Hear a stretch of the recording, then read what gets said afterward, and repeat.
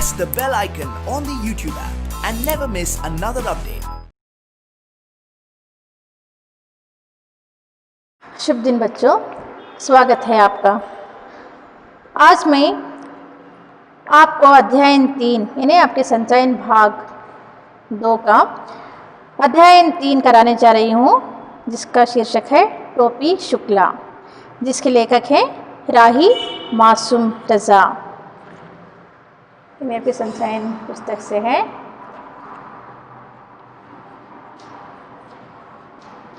टोपी शुक्ला, इसके लेखक राही मासूम रज़ा। आप जानते होंगे इनकी प्रसिद्धि के बारे में। तो पाठ की रूपरेखा कुछ इस प्रकार है। राही मासूम रज़ा का प्रसिद्ध उपन्यास है टोपी शुक्ला। ये टोपी शुक्ला जो है उनका प्रसिद्ध एक नावल है, उपन्यास है। इस उपन्यास के एक अंश के माध्यम से ये स्पष्ट किया गया है कि किस प्रकार भरे पूरे परिवार में भी एक व्यक्ति अकेलापन महसूस करता है और अपनेपन की खोज में वो भटकता रहता है। कथानायक टोपी को अपनों के रूप में अजीज दोस्त इफ़न, उसकी दादी तथा नौकरानी सीता मिलती हैं। टोपी के पिता एक प्रसिद्ध डॉक्टर हैं। घर में किसी चीज़ का अभाव नहीं है, यानी कोई भी बात की कमी नहीं है। फिर भी वो अपना अकेलापन दूर करने इफ़न के घर आया जाता रहता है, क्योंकि उसके अकेलेपन को समझने वाला उसके अपने घर में कोई नहीं है। इसी के साथ लेखक ने इस औपन्यासिक अंश के माध्यम से सांप्रदायिक, जातिगत, धार्मिक आदि भेदभावों को समाप्त करते हुए मानवीयता के महत्व को क्या है उजागर किया है। चाहे जितने भी लोग क्यों ना रहे, उनसे हमें अपनापन नहीं मिलता है तो क्या होता है, अकेलापन महसूस करते रखते हैं और हम उन लोगों की तलाश में निकल जाते हैं जो हमें समझने वाले हो। तो चलिए हम देखते हैं राही मासूम रज़ा के लेखक का छोटा सा परिचय। इनका जन्म कब हुआ, इनकी कृतियाँ कौन सी थी, कहाँ पे हुआ। राही मासूम रज़ा 1927 में इनका जन्म हुआ। कहाँ पर, गाजीपुर, पूर्वी उत्तर प्रदेश के गाजीपुर नामक स्थान में, उत्तर प्रदेश के गाजीपुर के गंगोली गांव में।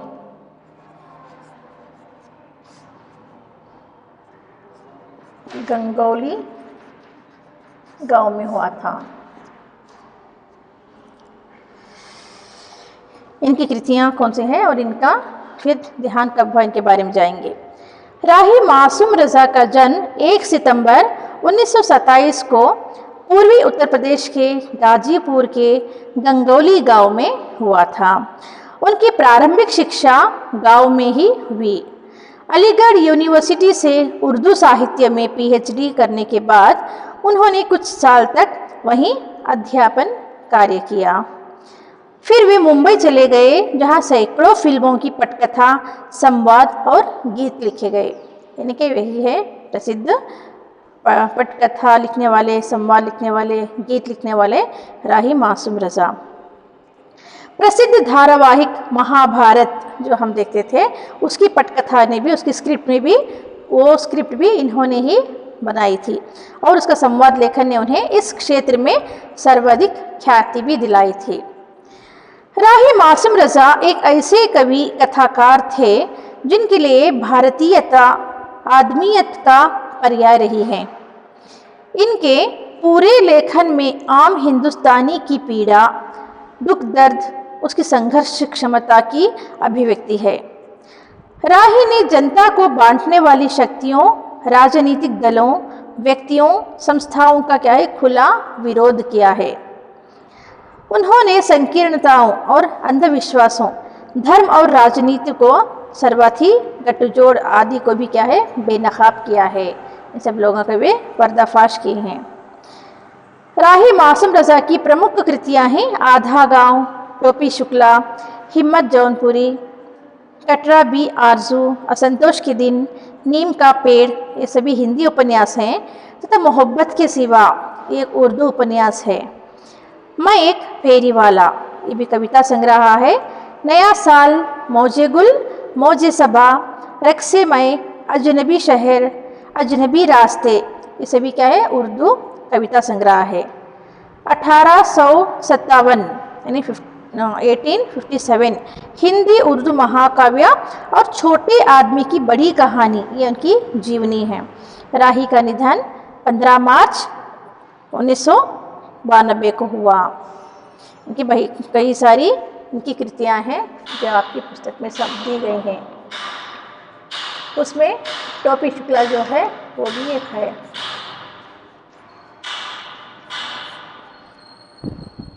उर्दू और हिंदी के उपन्यास कविता संग्रह सब यहाँ पर दिए गए हैं। और इनकी मृत्यु यानी इनका निधन 15 मार्च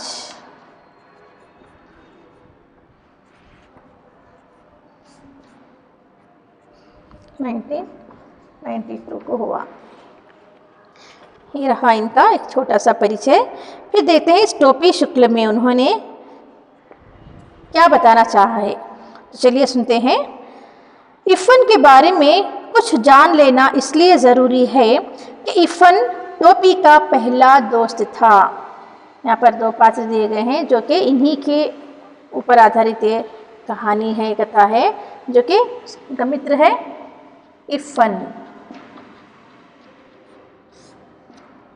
इफ़न और टोपी क्या हैं, 2 मित्र हैं, फ्रेंड्स। इस इफ़न को टोपी ने सदा इफ़न कहा, है ना। इस इफ़न को टोपी ने सदा इफ़न कहा। इफ़न ने इसका बुरा माना, परंतु वो इफ़न पुकारने पर बोलता रहा। इसी बोलते रहने में उसकी बढ़ाई थी। पहले पहले उसको इफ़न कहने में बुरा लगता है, फिर क्या है वो उसी नाम से आदी हो जाते हैं। ये नामों का चक्कर भी अजीब होता है। उर्दू और हिंदी एक ही भाषा, हिंदवी के 2 नाम हैं, परंतु आप खुद देख लीजिए कि नाम बदल जाने से कैसे कैसे घपले हो रहे हैं। यानी घपले यानी क्या क्या अड़चने हो रही हैं, क्या क्या क्या कुछ हो रहा है, ये सब हम जानेंगे इन नामों के चक्कर में। नाम कृष्ण हो तो उसे अवतार कहते हैं और मोहम्मद हो तो पैगंबर कहते हैं। नामों के चक्कर में पड़कर लोग ये भूल गए कि दोनों ही दूध देने वाले जानवर चराया करते थे। दोनों ही पशुपति, गोवर्धन और बृज कुमार थे। इसलिए तो कहता हूँ कि टोपी के बिना इफ़न और इफ़न के बिना टोपी न केवल यह कि अधूरे हैं बल्कि बेमानी हैं। इसलिए इफ़न के घर चलना ज़रूरी है। ये देखना ज़रूरी है कि उसकी आत्मा के आंगन में कैसी हवाएं चल रही हैं और परंपराओं के पेड़ पर कैसे फल आ रहे हैं। यानी कि जो बहुत दिनों से चली आ रही हो प्रणाली, परंपराएं ने, वो प्रथा जो बहुत दिनों से चली आ रही हो। इन दोनों के घर भी क्या है, पुरखे हैं, पर उनका टोपी के घर में उसका कैसा व्यवहार है, इफ़न के घर में कैसा व्यवहार है, ये जो प्रणाली चली आ रही है, इनके बारे में क्या है। अब एक दूसरे के बिना ये रह नहीं सकते हैं। हालांकि नाम अलग अलग होने के कारण, काम एक होने के कारण उसमें क्या है, बहुत सारे घपले हो रहे हैं। तो चलिए देखते हैं। इफ़न की कहानी भी बहुत लंबी है।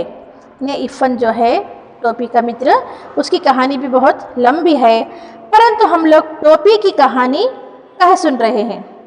टोपी की कहानी हम सुनेंगे, इसलिए मैं इफ़न की पूरी कहानी नहीं सुनाऊंगा, बल्कि केवल उतनी ही सुनाऊंगा जितनी टोपी की कहानी के लिए ज़रूरी है। यानी अब यहाँ पर इफ़न की तो बहुत ही एक लॉन्ग स्टोरी है, बट हम उसको इतना लेंथी नहीं ले जाएंगे। हम उतना ही ज़रूरी भाग समझेंगे जितना कि टोपी की कहानी से वो जोड़ा हुआ है, जो ज़रूरी है। मैंने इसे ज़रूरी माना कि इफ़न के बारे में आपको कुछ बता दूं। यानी कि यहाँ पर लेखक क्या करें, मैंने इसे ज़रूरी जाना कि इफ़न के बारे में आपको कुछ बता दूं। अब मैं यहाँ पर ये ज़रूरी समझता हूँ कि मैं आपको इसके बारे में कुछ बता दूं, इफ़न के बारे में, क्योंकि इफ़न आपको इस कहानी में जगह जगह दिखाई देगा। हर जगह जहाँ भी हम इस पाठ को पढ़ेंगे इफ़न ही नज़र आएगा। न टोपी इफ़न की परछाई है, ना इफ़न टोपी की, ना ही वो एक दूसरे की परछाई है। ये दोनों दो आज़ाद व्यक्ति हैं, यानी कि ये दोनों कैसे हैं, स्वतंत्र व्यक्ति हैं। इन दोनों व्यक्तियों का डेवलपमेंट एक दूसरे से आज़ाद तौर पर ही हुआ है, यानी इन दोनों मित्रों का विकास जो है एक ही तौर पर हुआ है, आज़ाद तौर पर। इन दोनों को तो दो तरह की घरेलू परंपराएं मिली हैं, यानी टोपी के घर उसके परिवार के साथ उसकी घरेलू परंपराएं उसकी क्या है वो उसको मिली हैं, और इफ़न के घर की परंपरा जो है वो इफ़न को मिली हुई है। यानी हम जहाँ जिस परिवार में प्रवेश करते हैं वहीं का हम क्या करते हैं, वहीं की परंपरा हम अपना लेते हैं। इन दोनों के जीवन के बारे में अलग अलग सोचा, फिर भी इफ़न टोपी की कहानी का एक अटूट हिस्सा है। यानी कि लेकर बता रहे हैं कि इन दोनों के जीवन के बारे में मैं अलग अलग ही विचार रख के सोचता हूँ, तो भी क्या होता है, इफ़न टोपी की कहानी का क्या है, एक अटूट हिस्सा है, कभी भी ना टूटने वाला एक हिस्सा है। यानी कि इन दोनों की मित्रता जो है वो मजबूत है, अटूट है, स्ट्रांग है। ये बात बहुत महत्वपूर्ण है कि इफ़न टोपी की कहानी का एक क्या है, अटूट हिस्सा है, यानी मजबूत एक हिस्सा है। कौन, इफ़न। मैं हिंदू मुस्लिम भाई भाई की बात नहीं कर रहा हूँ। मैं ये बेवकूफ़ी क्यों करूँ? क्या मैं रोज़ अपने बड़े या छोटे भाई से ये कहता हूँ कि हम दोनों भाई भाई हैं? मतलब यहाँ पर लेखक क्या कर रहे हैं, ये बताना चाहते हैं कि हम आपस में भाई भाई हैं। क्या हम अपने भाई से कहीं भी कहते हैं कि तुम मुसलमान है मैं हिंदू हूँ? नहीं ना। जैसे ही एक तरह से हम रहते हैं वैसे ही क्या है, हिंदू और मुस्लिम भी भाई भाई हैं। और ये मैं बेवकूफ़ी नहीं कर सकता कि हम दोनों अलग हैं करके। यदि मैं नहीं कहता तो क्या आप कहते हैं? हिंदू मुसलमान अगर भाई भाई हैं तो कहने की ज़रूरत ही नहीं है। यदि नहीं है तो कहने से क्या फ़र्क पड़ेगा? मुझे कोई चुनाव तो लड़ना नहीं है। मैं किसी भी इलेक्शन में जा नहीं रहा हूँ कि मैं एक दूसरे के विरुद्ध कहूँ या एक दूसरे के फेवर में कहूँ। जैसे भी है हम भाई भाई हैं। मैं तो एक कथाकार हूँ, यानी कि मैं तो एक राइटर हूँ और एक कथा सुना रहा हूँ मैं तुम्हें करके यहाँ पर लेखक बता रहे हैं। मैं टोपी और इफ़न की बात कर रहा हूँ। तो मैं यहाँ पर किन दो पात्रों की बात कर रहा हूँ? टोपी और इफ़न की बात। ये इस कहानी के दो चरित्र हैं, यानी दो मेन कैरेक्टर्स हैं इस कहानी के। एक का नाम बलभद्र नारायण शुक्ला है, यानी कि एक्चुअली उनका नाम क्या है,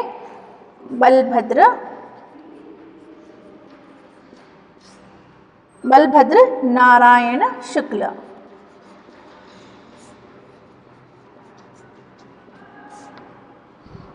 और दूसरे का नाम सैयद जरगाम मुर्तुज़ा है। सैयद जरगाम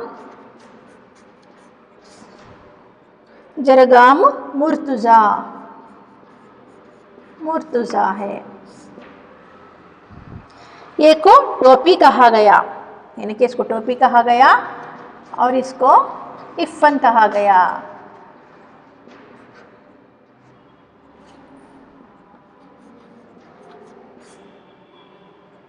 ये उनके नाम है और ये उनके पुकारने के नाम हैं।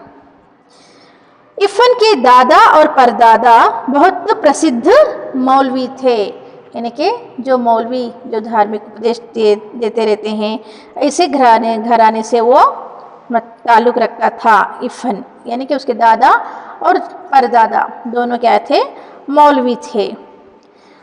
काफिरों के देश में पैदा हुए, यानी यहाँ पर भारत में वे पैदा हुए। काफिरों के देश में मरे। यहीं पर इनकी मृत्यु भी हुई, दादा और परदादा की। परंतु वसीयत करके मरे कि लाश करबला ले जाई जाए। यहाँ पर यानी कि वो भारत के रहने वाले हैं, तो उन्होंने मरते समय क्या वसीयत की? वसीयत करना यानी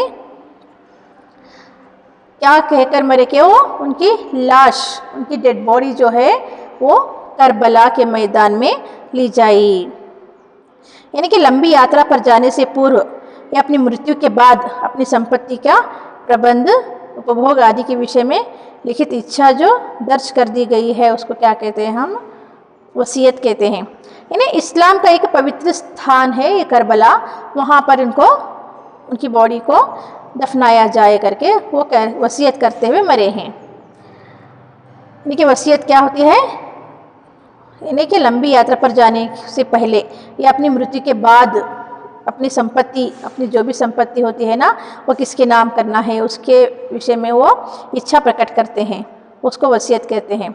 और इस तरह से उन्होंने वसीयत करके मरे थे कि वो क्या करना है, उनके मरने के बाद उनकी बॉडी को करबला यानी पवित्र स्थान जो है वहाँ पर उनको दफनाया जाए। उनकी आत्मा ने इस देश में एक सांस तक ना ली। उस खानदान में जो पहला हिंदुस्तानी बच्चा पैदा हुआ वो बढ़कर इफ़न का बाप हुआ था। यानी इस देश में, यानी कि हिंदुस्तान में, भारत में जो खानदान, जो पहला खानदान चला आया वो था इफ़न के पिता से ही हिंदुस्तान में यानी कि भारत में रहने की शुरुआत हुई थी। जब इफ़न के पिता सैयद मुर्तज़ा हुसैन मरे तो उन्होंने ये वसीयत नहीं की कि उनकी लाश करबला ले जाए, वो एक हिंदुस्तानी कब्रिस्तान में दफन किए गए। यानी ये इफ़न के दादा और परदादा की वसीयत थी, ये उनकी विल थी कि वो मरने के बाद करबला में उनकी डेड बॉडीज़ को क्या है वहाँ पर उनका दफनाया जाए। यानी लेकिन इफ़न के पिता जो है उनकी ऐसी कोई विल नहीं थी, ऐसी कोई वसीयत नहीं थी कि मैं हिंदुस्तानी हूँ, मैं मरा भी तो मुझे हिंदुस्तान में ही यहीं के ग्रेवयार्ड्स में, नहीं यहीं के कब्रिस्तान में मुझे दफन कर देना करके उन्होंने ऐसी कोई वसीयत नहीं की थी। इफ़न की परदादी भी बड़ी नमाजी बीबी थी। इफ़न की परदादी जो थी, दादी की माँ, परदादी, यानी कि वो भी बहुत ही प्रेयर करने वाली, प्रार्थना करने वाली, यानी नमाज पढ़ने वाली बीबी थी। बीबी यानी ऐसी वो औरत थी, लेडी थी। करबला, नजफ़, खुरासान, ताजमैन और जाने कहाँ की यात्रा कर आई थी वो। यानी बहुत सारे पिलग्रिमेज सेंटर जो हैं, तीर्थस्थल, कहीं हर जगह पर वो यात्रा करके आई थी, जैसे कि करबला, नजफ़, खुरासान, ताजमैन और जाने कहाँ कहाँ की वो ट्रैवलिंग की थी। परंतु जब कोई घर से जाने लगता तो दरवाजे पर पानी का एक घड़ा ज़रूर रखवाती और माश का सदका भी ज़रूर उतरवाती। इन्हें ये उनका कल्चर है। क्या है, परंतु जब कोई घर से जाने वाला हो, कहीं वो बाहर जा रहा हो, तो वो जाने से पहले क्या करती थी, वो घड़ा ज़रूर भर रख देती थी। एक पॉट में पानी भर के उसकी वो संप्रदाय थी कि वो पानी पॉट में फुल पानी भर के रखे, फिर माश का वो सदका यानी एक टोटका जो जाने से पहले उसकी नज़र उतारी जाती है और वो गरीबों में दान कर दिया जाता है, ऐसा वो ज़रूर करती थी। इफ़न की दादी भी नमाज रोज़े की पाबंद थी। वो कभी भी नमाज, प्रेयर को कभी भी नहीं छोड़ती थी। फास्टिंग से ने जब रमज़ान का महीना आता तो पूरे रमज़ान के 30 रोज़े भी वो रखती थी, इतनी वो कल्चर्ड थी। परंतु जब इकलौते बेटे को चेचक निकली तो वो चारपाई के पास एक टांग पर खड़ी हुई और बोली, माता मोरे बच्चे को माफ़ कर दियो।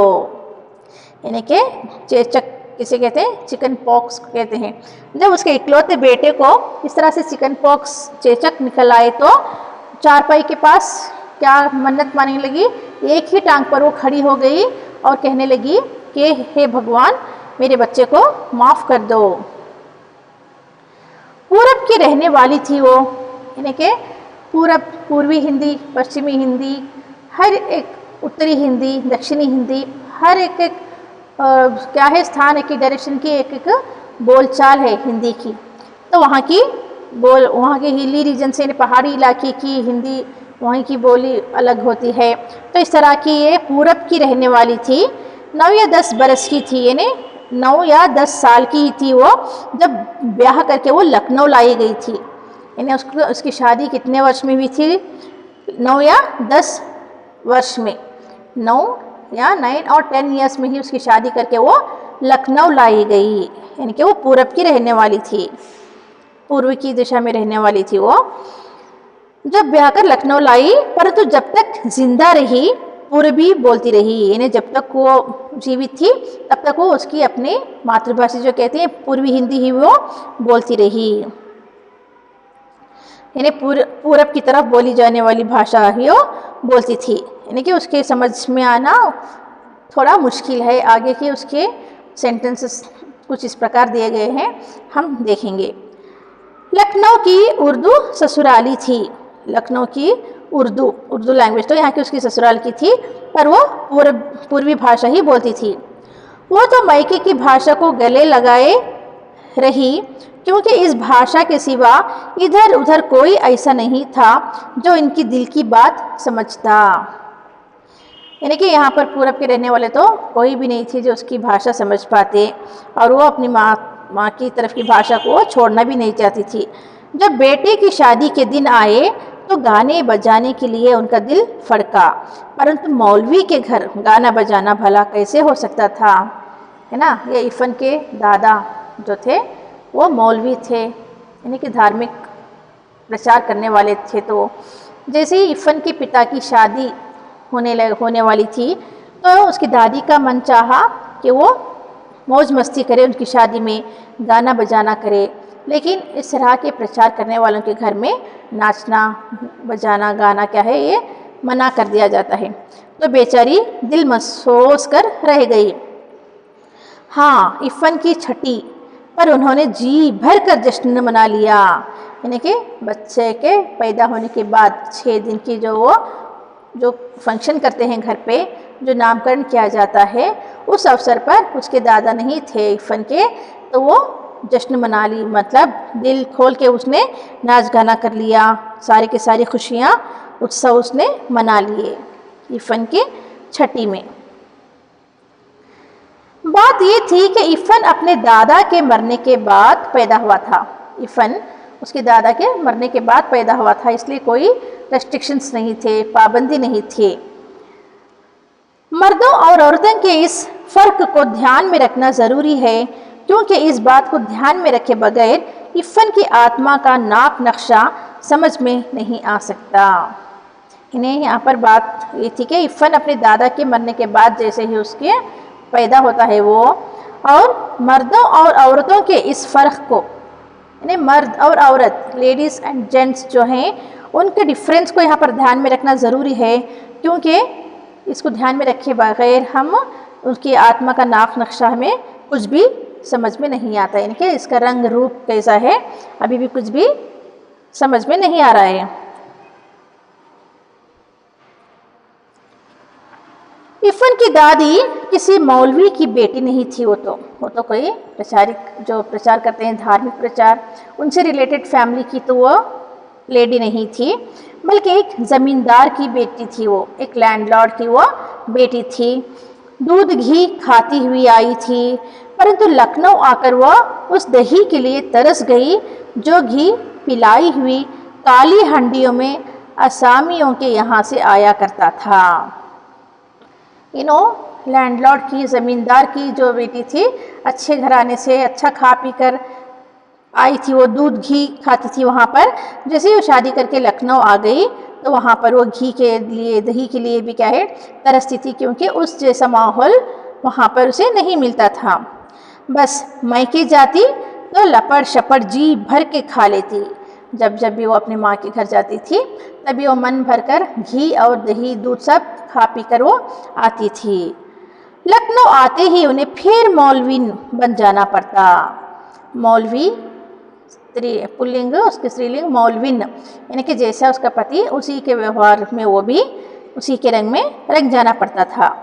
अपनी मियाँ से उन्हें यही तो एक शिकायत थी कि वक्त देखे न मौका, बस मौलवी ही बने रहते थे। यानी वो चाहती थी कि उसका पति एक हाई फाई लाइफ लीड करे, एक स्टैंडर्ड लाइफ लीड करे, पर वो तो रहे मौलवी, जो कि वो कभी भी ऐसा मौका नहीं दिए कि वही उसकी दादी की उसकी लाइफ में एक कंप्लेंट रह गई, एक शिकायत रह गई कि मेरे जैसे मेरी हॉबी जैसी थी कि मेरा हस्बैंड ऐसा रहे, तो उसका वो हॉबी जो है वो उसके सपने वो अधूरी ही रहे, क्योंकि वो हमेशा मौलवी ही बने घर में रहते थे।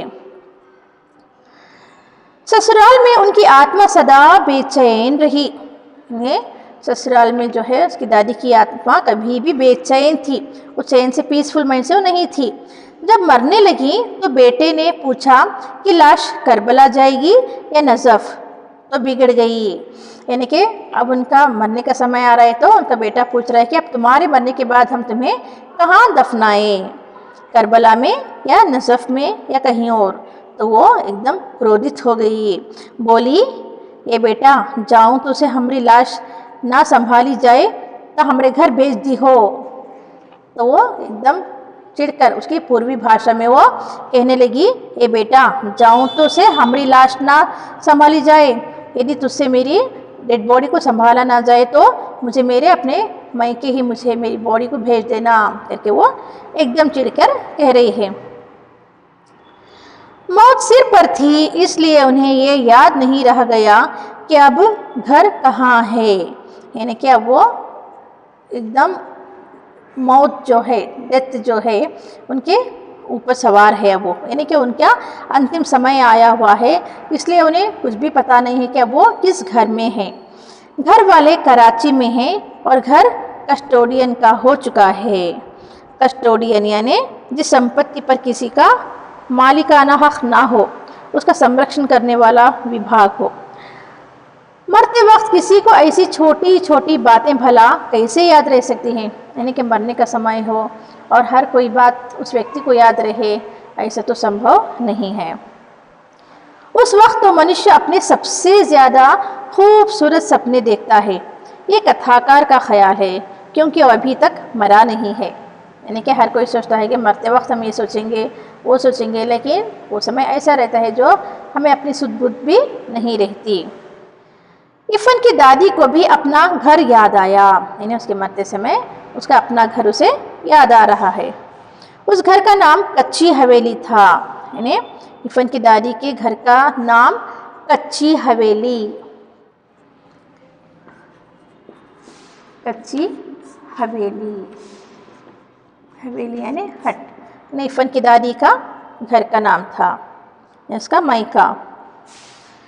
कच्ची इसलिए कि वो मिट्टी की बनी थी, मिट्टी सॉइल से बने वो घर, सॉइल मिट्टी के बने के कारण वो कच्ची करके दिया गया है। उन्हें दशहरी आम का वो बीजू पेड़ याद आया, यानी वो उनके अंतिम क्षणों में वो अपने घर को, अपनी कच्ची हवेली को याद कर रहे हैं। उस समय उन्हें दशहरी आम का वो बीजू पेड़ याद आ रहा है उन्हें, इन्हें आम की गुठली से उगाया गया आम का पेड़, जैसे कि हम आम मैंगो खाते हैं उसके अंदर का बीज, उसका सीड जो डाल के वो वहाँ पर वो पेड़ आया था, उसको याद कर रही है, जो उन्होंने अपने हाथ से लगाया था और जो उन्हीं की तरह वो भी बूढ़ा हो चुका था। ऐसे ही छोटी छोटी और मीठी मीठी बेशुमार चीज़ें याद आ गई। मतलब वो अपने अंतिम क्षणों में इन सारी चीज़ों को, उनकी भूली बिसरी यादों को, वो मीठी मीठी बातों को बेशुमार यानी बहुत सारे असंख्या यादों को वो याद कर रही हैं। वो इन चीज़ों को छोड़कर भला करबला या नजफ कैसे जा सकती थी, यानी इनकी इतनी सारी यहाँ पर यादें इस मिट्टी में हैं, यानी भारत में हैं, हिंदुस्तान में हैं, तो मरने के बाद उनकी इच्छा नहीं है कि उसे कहीं भी और ले जाकर दफनाया जाए। वह बनारस के फातिमाइन में दफन की गई। तो बनारस एक स्थान का नाम है बनारस, तो वहाँ पर फातिमान वहाँ पर एक स्थान है, उसमें उसको दफन की गई, क्योंकि मुर्तज़ा हुसैन की पोस्टिंग उन दिनों वहीं थी। पोस्टिंग यानी उनका काम वहीं पर था, इफ़न के दादा का, तो इस कारण उसे उसकी दादी को फातिमा यानी बनारस में ही दफन कर दिया गया। इफ़न स्कूल गया हुआ था, यानी उस समय जिस समय उसकी दादी की मृत्यु हुई उस समय इफ़न स्कूल में था।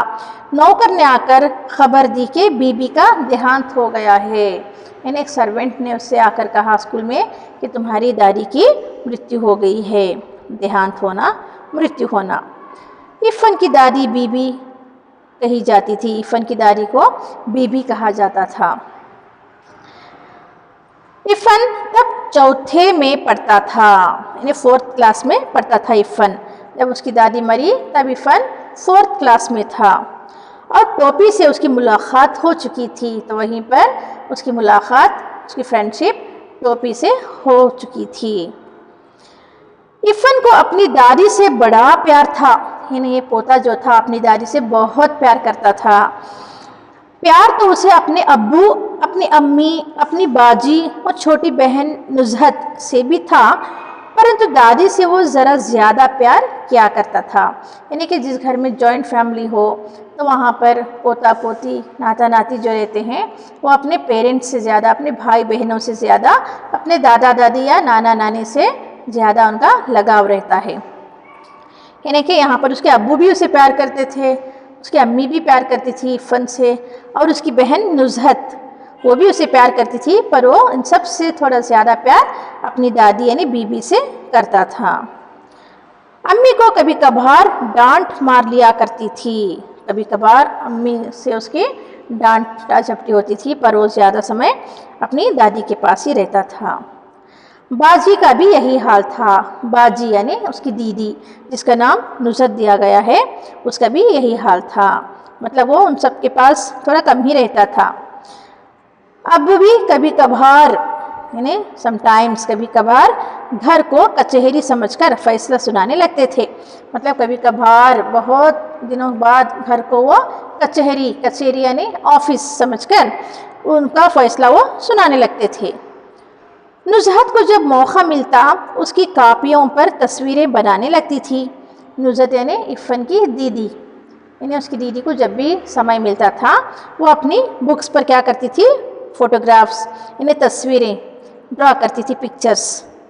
बस एक दादी थी जिन्होंने कभी उसका दिल नहीं दुखाया, मतलब ये सारे लोग अपने अपने कामों में बिज़ी हो रहते थे, तो सिर्फ़ और सिर्फ इफ़न का ध्यान उसकी दादी ही रखती थी। वो रात को भी उसे बहराम डाकू, अनार परी, 12 बुर्ज, अमीर हमज़ा,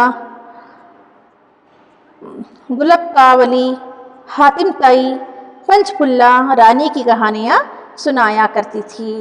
यानी कि इन सारे ब्रेव स्टोरीज़ जो है अमीर हमज़ा की, 12 बुर्ज, अनार परी, 12 डाकू, गुलाब कावली, हातिम की ताई की कहानी भी आप लोगों ने सुना होगा। इन सब की कहानियाँ वो सुनाती रहती थी। सोता है संसार, जागता है पाक परवरदिगार, यानी पाक परवरदिगार किसे कहा गया है, यानी पवित्र, पाक यानी पवित्र, परवरदिगार यानी भगवान।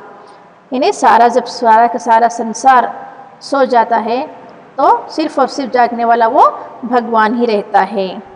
आँखों की देखी नहीं कहती, कानों की सुनी कहती हूँ कि एक मुल्क में एक बादशाह रहा करता था। ऐसे वो अपनी कहानी सुनाना शुरू कर देती थी। यानी कि वो कहानी की शुरुआत किस तरह से करती थी कि सोता है संसार, जागता है पाक परवरदिगार, आँखों से देखी नहीं कहती, मैं तो आँखों से देखी नहीं हूँ, बस कानों की सुनी कहती हूँ कि एक मुल्क में यानी एक देश में एक बादशाह रहा करता था, यानी एक राजा रहा करता था करके वो इस तरह से कहानी कहना शुरू करती थी। तो ये कहानियाँ आगे और किस मोड पे जाती हैं और क्या क्या सुनाती है वो हम देखेंगे अगली कक्षा में। आशा करती हूँ बच्चों कि आपको ये कहानी अच्छी तरीके से समझ में आई होगी।